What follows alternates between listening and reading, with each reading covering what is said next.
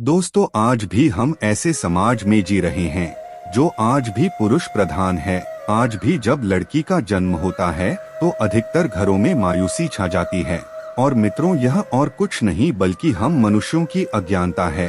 आपको जानकर हैरानी होगी कि लड़की का जन्म हर किसी के घर में नहीं होता, बल्कि उसी के घर होता है जो भाग्यशाली होते हैं और अपने अपने पुण्य कर्म किए होते हैं।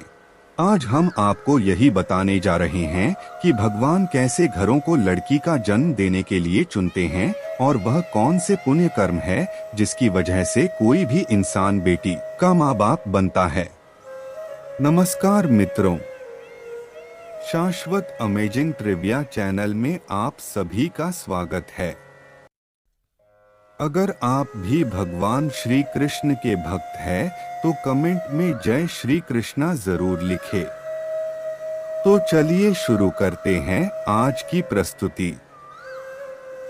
दोस्तों, एक बार भगवान श्री कृष्ण से अर्जुन पूछते हैं कि हे माधव, किन कर्मों के कारण किसी के घर पुत्री धन की प्राप्ति होती है, अर्थात कैसे घरों में बेटियों का जन्म होता है।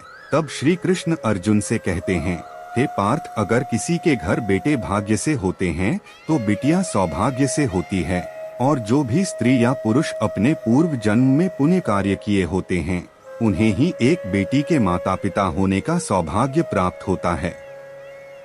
बेटियों को जन्म के लिए उन्हीं घरों को चुना जाता है जो बेटियों का भार सहन कर सके, क्योंकि तीनों लोकों में स्त्री अर्थात बेटियां ही ऐसी होती है जिसका भार हर कोई सहन नहीं कर सकता। वह बेटियां ही होती हैं जो इस सृष्टि को निरंतर चलाए रखती है और अपना सर्वस्व न्योछावर कर देती हैं। हे अर्जुन, जिस दिन इस सृष्टि में बेटियों का जन्म लेना रुक जाएगा उस दिन सृष्टि भी रुक जाएगी और धीरे धीरे इस सृष्टि का अंत भी हो जाएगा। मित्रों, भगवान श्री कृष्ण के इन बातों पर गौर किया जाए तो उनका कहा बिल्कुल सही है, क्योंकि बेटियां अगर नहीं होंगी तो किसी का भी वंश आगे नहीं बढ़ सकता। दोस्तों, आपने भी कई लोगों को कहते सुना होगा कि जिस घर में बेटी का जन्म होता है वह घर स्वर्ग के समान होता है, क्योंकि बेटा तो केवल एक कुल को रोशन करता है, बेटियां तो दो कुलों को रोशन करती है। माता पिता के घर वो बेटी के रूप में अपने उत्तरदायित्व का निर्वहन करती हैं, तो ससुराल आकर एक बहू के रूप में सारे कर्तव्यों का पालन करती हैं। दोस्तों, आजकल आप सुनते ही हो कि बेटियां या बहू परिवार में किसी के मर जाने पर उसका पिंडदान नहीं कर सकती, लेकिन यह बिल्कुल भी सही नहीं है, क्योंकि रामायण में बताया गया है कि प्रभु श्री राम के पिता राजा दशरथ की जब मृत्यु हो गई तो माता सीता अर्थात राजा दशरथ की बहू ने ही उनका पिंडदान किया था, जिससे उन्हें जन्म मरण के चक्र से मुक्ति मिल गई थी। इतना ही नहीं, हिंदू धर्म शास्त्रों में बताया गया है कि बेटियां भी अपने पिता के नाम का पिंड दान कर सकती हैं। वही अगर ससुराल पक्ष में कोई पुरुष नहीं है तो इस स्थिति में बहू भी पिंडदान कर सकती है। इसलिए मित्रों, वह लोग बहुत किस्मत वाले होते हैं जिनकी घर में बेटी जन्म लेती है। वही वह धनी किस्मत के होते हैं जिनके घर एक से ज्यादा बेटियां होती हैं। शायद यही कारण है कि बेटियों को लक्ष्मी कहा गया है।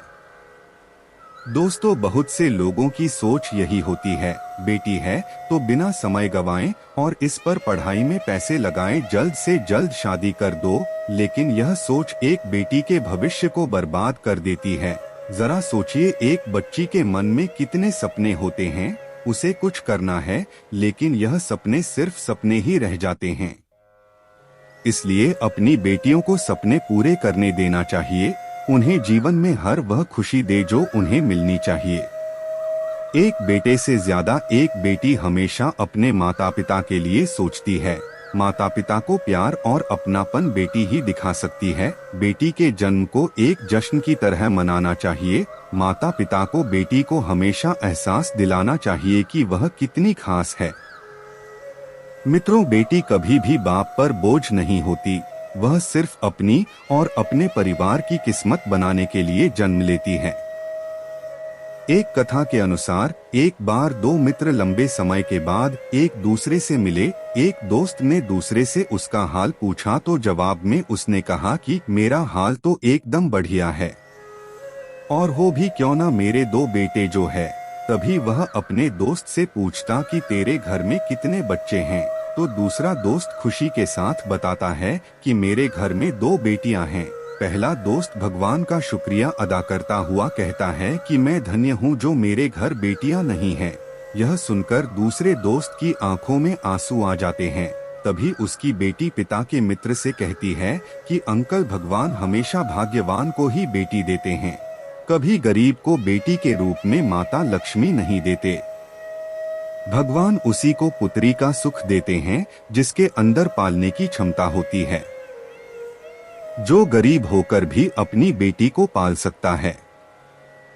एक बार स्वामी विवेकानंद वैष्णो देवी की सीढ़ियां चल रहे थे। बगल से एक आदमी अपनी बेटी को कंधे पर बिठाए चढ़ाई कर रहा था।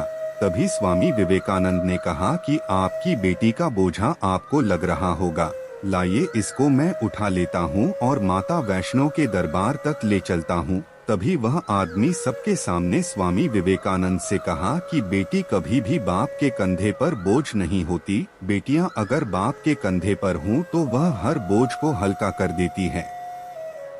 मित्रों, बेटियां कभी भी धन की भूखी नहीं होती, वो सिर्फ मान और सम्मान की भूखी होती है। अब सोचने वाली बात है कि कौन सा कर्म करने के बाद आप किसी के घर लड़की के रूप में जन्म लेते हैं और उनके घर के लिए लक्ष्मी का रूप साबित होते हैं। गरुड़ पुराण में बताया गया है कि जब आत्मा को नया जन्म मिलता है तब आत्मा को शरीर के अनुसार व्यवहार में चलकर अपने कर्म करने होते हैं। शरीर के जरिए कर्म करके ही एक आत्मा अपने जन्म के उद्देश्य को सार्थक बना सकती है और निरर्थक भी। यदि कोई पुरुष महिलाओं का आचरण करता है, स्वभाव में महिलाओं वाली आदतें ले आता है या वही काम करना चाहता है जो एक महिला को करना चाहिए, तो ऐसे ही पुरुषों की आत्मा स्त्री का शरीर धारण करती है। वहीं गरुड़ पुराण में बताया गया है, यदि कोई व्यक्ति मृत्यु के अंतिम क्षण में किसी स्त्री को याद करते हुए प्राण त्यागता है तो वह अगले जन्म में स्त्री के रूप में जन्म लेता है। वही अगर वह अंतिम क्षण में भगवान का नाम लेता है तो वह सीधा मुक्ति के मार्ग पर अग्रसर हो जाता है।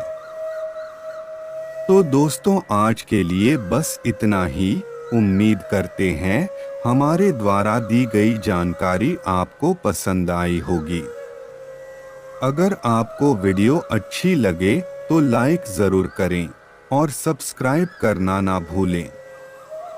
वीडियो को आखिरी तक देखने के लिए बहुत बहुत धन्यवाद।